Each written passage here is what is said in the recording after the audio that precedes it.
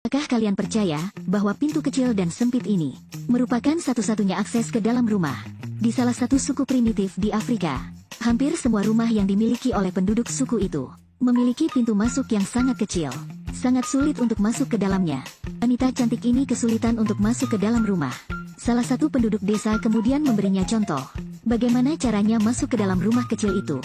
Kita harus membalikan tubuh kita, kemudian mundur perlahan-lahan. Setelah melihatnya, wanita cantik ini mencobanya lagi.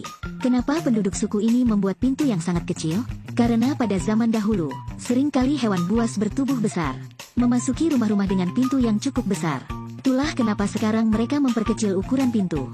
Saat malam tiba, mereka akan menutup pintunya dengan batu. Dengan begitu mereka akan terlindungi dari hewan buas. Rumah ini sangat pendek. Wanita cantik ini bahkan tidak bisa berdiri tegak. Disinilah biasanya sang nenek tua tidur. Terdapat tikar bambu sederhana di dalamnya. Biasanya nenek menggunakan tikar untuk alas tidur. Ia juga hanya memiliki beberapa potong pakaian. Saat wanita cantik ini merangkak keluar, ia langsung menghirup udara sebanyak mungkin. Karena di dalam rumah tadi sangat panas dan pengap, ia bahkan tidak bisa meluruskan kakinya di dalam. Rumah milik penduduk suku ini terbuat dari lumpur dan ilalang.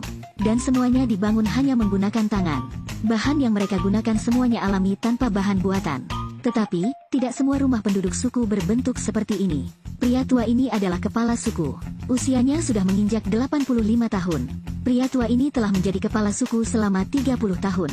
Ia memimpin suku ini dengan sangat baik. Dan disinilah kepala suku tinggal. Rumah miliknya adalah rumah paling besar. Bentuknya lebih seperti benteng pertahanan. Sebagaimana mestinya rumah milik seorang pemimpin. Suasana di dalam rumah kepala suku lebih baik. Juga sangat luas. Terdapat 3 kamar tidur. Dan sebuah dapur terpisah. Disinilah biasanya ia memasak. Kandang ayam milik kepala suku. Hampir sama besarnya dengan rumah penduduk lainnya. Setelah mendapat izin dari kepala suku, wanita cantik ini pergi untuk melihat lumbung padi milik desa. Akses naiknya hanyalah sepetak tangga kecil. Wanita ini naik dengan berhati-hati. Tak seperti penduduk desa yang membawanya kemari. Ia bisa naik dengan sangat cepat. Dengan sedikit usaha akhirnya ia bisa sampai di atas. Bagian dalam lumbung ini terdapat beberapa jenis biji-bijian. Biji-bijian ini ditempatkan sesuai dengan jenisnya. Beberapa biji-bijian memiliki bentuk yang cukup besar. Dan beberapa yang lain sangat kecil seperti gandum. Lumbung padi adalah bagian terpenting. Disinilah makanan untuk semua penduduk disimpan.